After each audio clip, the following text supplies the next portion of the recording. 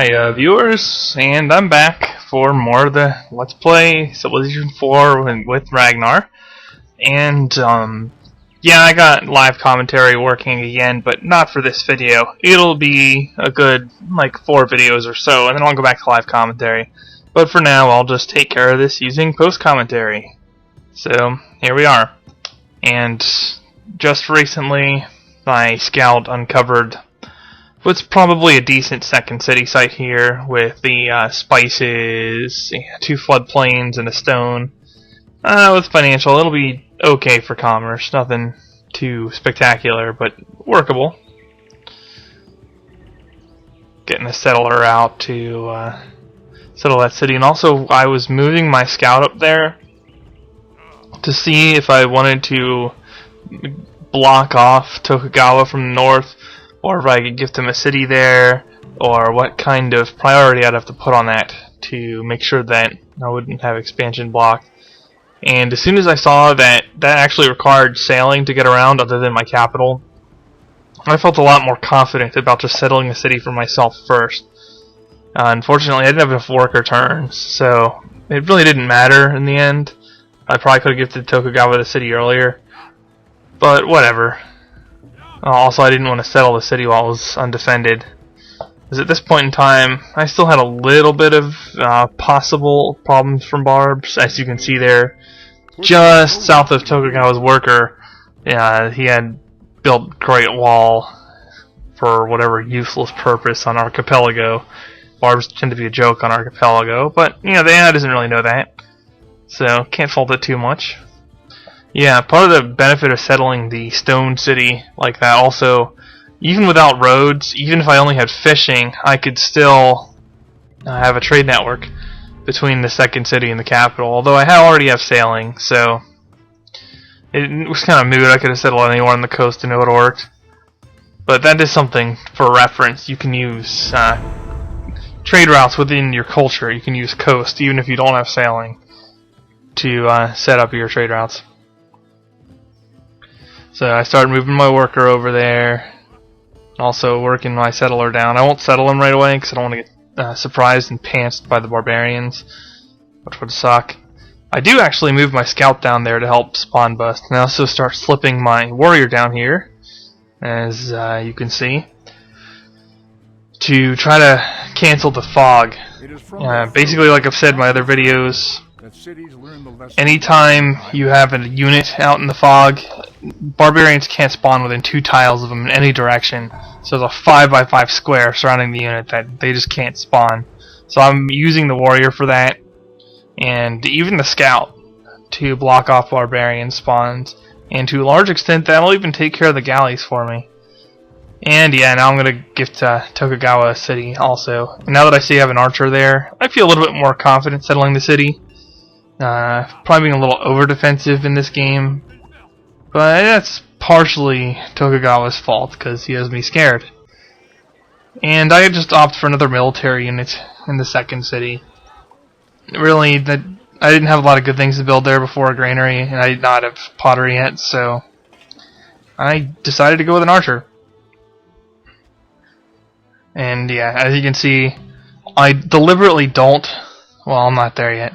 But yeah, I'll settle this city up here near Tokugawa, and I deliberately don't settle it so that its big fat cross can include a fish, just in case he doesn't do, or he wants to do some food sharing. I don't allow that to happen. No food sharing for you, Tokugawa. You would just get a guaranteed bad city. So I'll liberate that to him.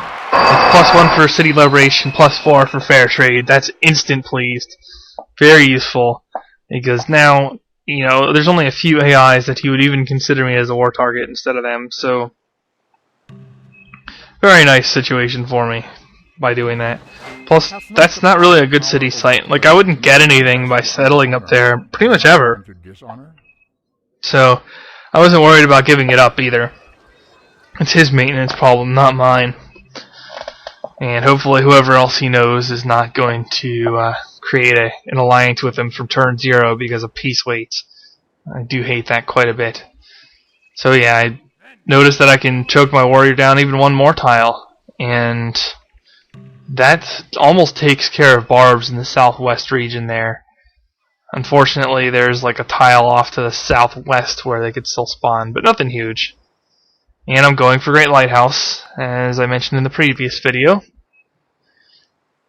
And try to pick my tech path. I decided to finish writing and then go for, I believe, mysticism, then pottery. I think that's the order I settled on for this. Because I do need some border pops in future cities, and even in the city I have now, my second city.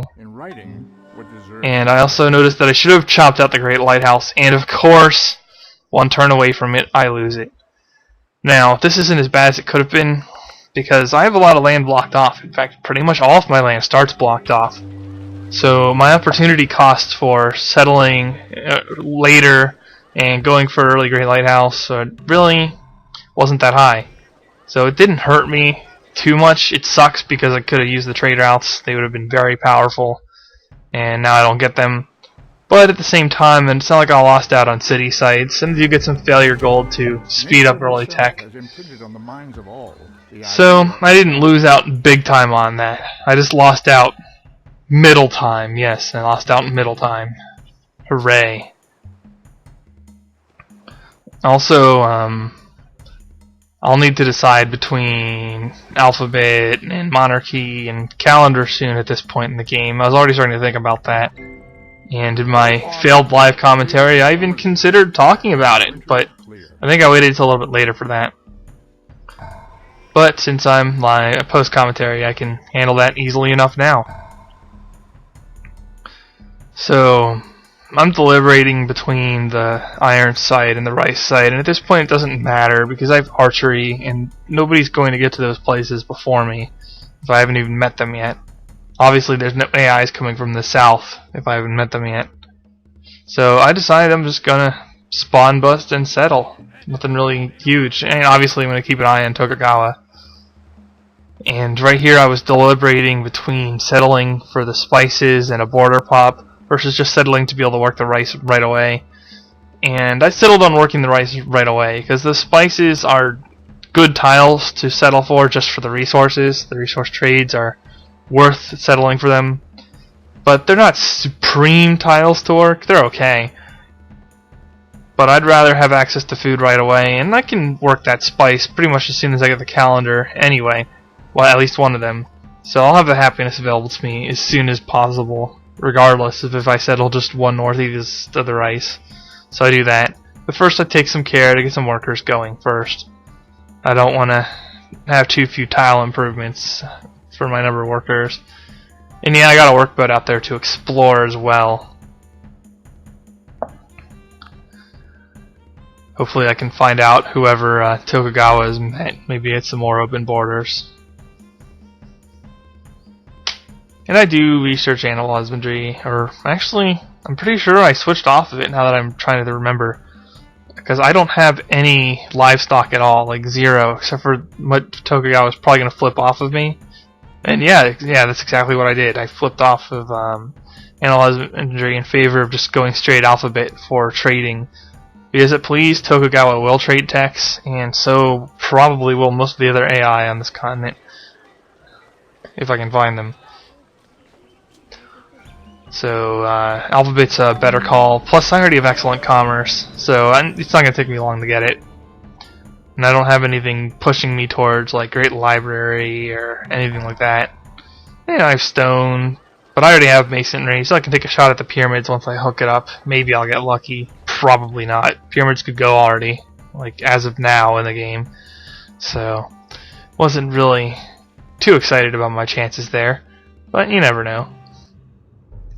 And Bismarck's the other AI. 30 unit prob, much better AI than people think. He builds more siege than most of the AI too. So he's a more effective warmonger than expected, and he's one of the more effective non-creative AIs in the game. And he whores wonders a bit, so he can get strong that way too. Overall, he overcomes the fact that Germany sucks in this game. Well, so does the United States. The 30 uniques just come too late and offer too little bonuses over their base unit to really be considered good civilizations. But their leaders have solid traits, and in Germany's case, at least Bismarck behaves well. None of the American leaders, or Frederick, behave all that well. They kind of suck as AIs. So you like seeing them because you can abuse them, but they're not too impressive. And I just opened borders finally with Tokugawa here and check his war probabilities now that I've met somebody else. And everything looks to be in order. No major trouble. Toku's still in the cautious with Bismarck, pleased with me, so that's a boost for me. I'm less likely to be a war target by Toku, although I keep an eye on that Copper City to make sure. And other than that, it's just going to be a little bit of economic development. But I'll cover that in future segments. So for now, the main team signing off. See you next time.